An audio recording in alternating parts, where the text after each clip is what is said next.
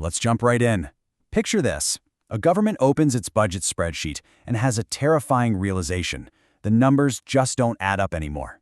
We've got hospitals needing cash, schools desperate for funding, energy costs through the roof, and pensions that are practically politically untouchable. But right in the middle of this chaos, defense spending has to go up a lot. And not just as a quick, temporary fix, but as a permanent, growing reality.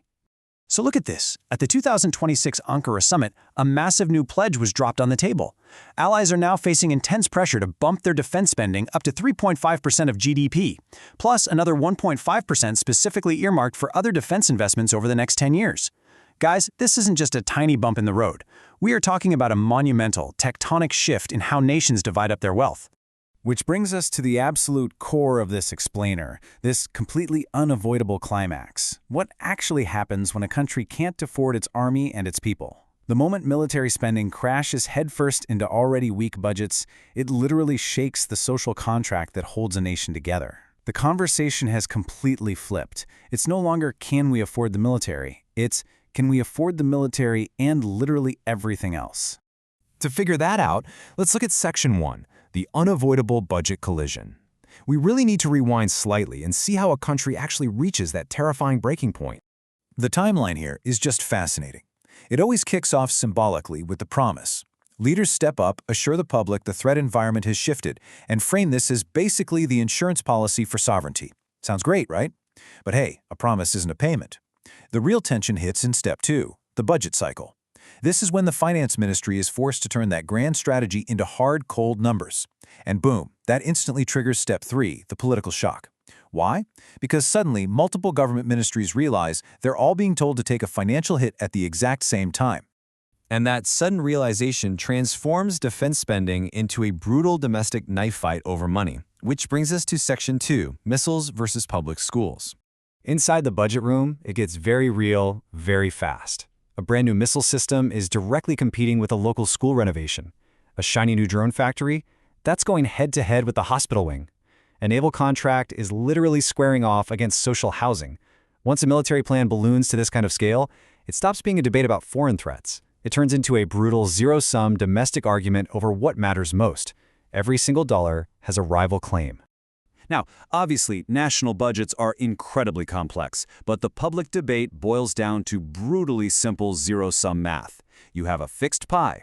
If you expand the defense slice, you are intrinsically, undeniably shrinking the social welfare slice. The public hears one stark message. Hey, your country can either protect itself more or it can keep funding your welfare state exactly the way it always has. You can't have both. Because you have to remember, regular citizens don't experience budgets as spreadsheets. They experience them as services. And that leads to this incredibly emotionally charged question. Why am I paying for this when my life is already so expensive? People aren't going to care if the alliance looks stronger on paper if their everyday reality is crumbling. They're going to ask about their city buses, their pensions, their energy bills. Just like that, defense policy becomes household policy. And this intense domestic friction doesn't happen in a vacuum. It inevitably crashes straight into macroeconomic reality. Let's look at Section 3, markets, debt, and arithmetic.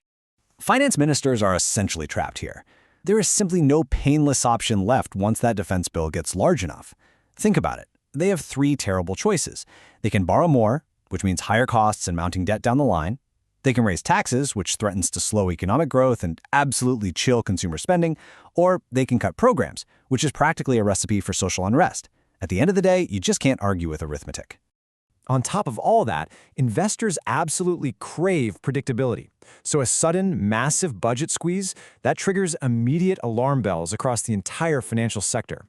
Bond markets start side-eyeing those widening deficits. Credit analysts begin questioning if the state's fiscal path is even sustainable. Currency traders jump in and start pressing in weak credibility. Even if the spending makes total strategic sense, the markets don't care about strategy. They demand to know exactly how it's getting paid for. And guys, this isn't some abstract theory. Reuters is already reporting on this exact scenario playing out in Italy and other European nations right now. They're actively struggling to square these massive spending expectations with their extremely strained fiscal realities. They're in a desperate balancing act, trying to juggle alliance commitments on one hand and immense public skepticism and tight national finances on the other. It's a live, ongoing friction point. So taking this to the next logical step, let's move to Section 4, the perfect populist storm. We're going to see how all these ingredients create the perfect conditions for a massive political backlash. What we're seeing in the source material is a sharp, polarizing split emerging across societies. On one side, you have the perspective that the alliance is literally protecting civilization itself, making this cost painful but unavoidable. But on the flip side, there's a rapidly growing view that sees an elite order creating a war machine that's just draining national budgets without citizens' consent, and basically making ordinary life utterly unaffordable for the average person. Now, to survive this political pressure cooker, governments often resort to what we might politely call accounting creativity. They want to look compliant to the alliance while minimizing the pain back home.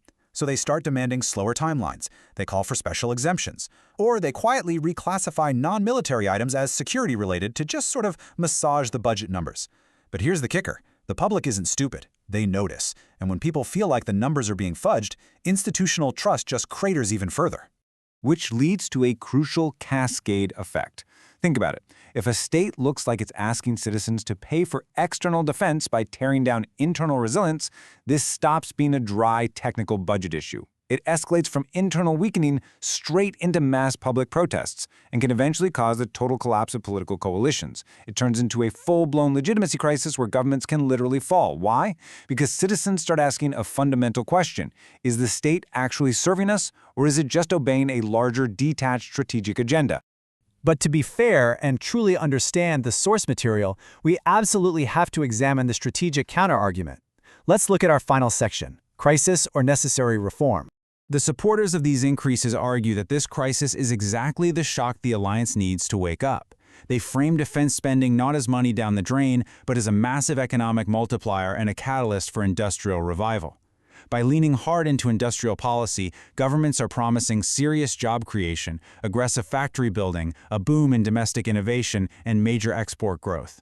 The whole idea here is to make higher military spending economically sustainable by ensuring it actually builds up domestic capacity at the same time. Plus, there's a silver lining to a budget crisis. It is incredibly good at exposing waste. This kind of financial squeeze forces the alliance to modernize spending and procure defense much more efficiently. It really highlights the crucial difference between just buying more stuff versus buying smarter. The argument goes that if the alliance uses this shock to cut the fat, eliminate inefficiencies, and actually coordinate better, this whole crisis might produce a far more resilient, capable defense posture in the long run. So ultimately, digging through all this data in this explainer reveals a huge paradox that we all really need to ponder. Yes, stronger defense might be absolutely necessary, but if achieving it creates severe domestic weakness, doesn't that just create a brand new strategic vulnerability? We have to ask, can a society genuinely preserve security without hollowing out the various social foundations that make that security worth having in the first place? Security is never free, and if the bill isn't managed incredibly carefully, it can easily destabilize the exact society it was built to protect. It's a really heavy, fascinating reality to leave you with today as we watch these budgets unfold.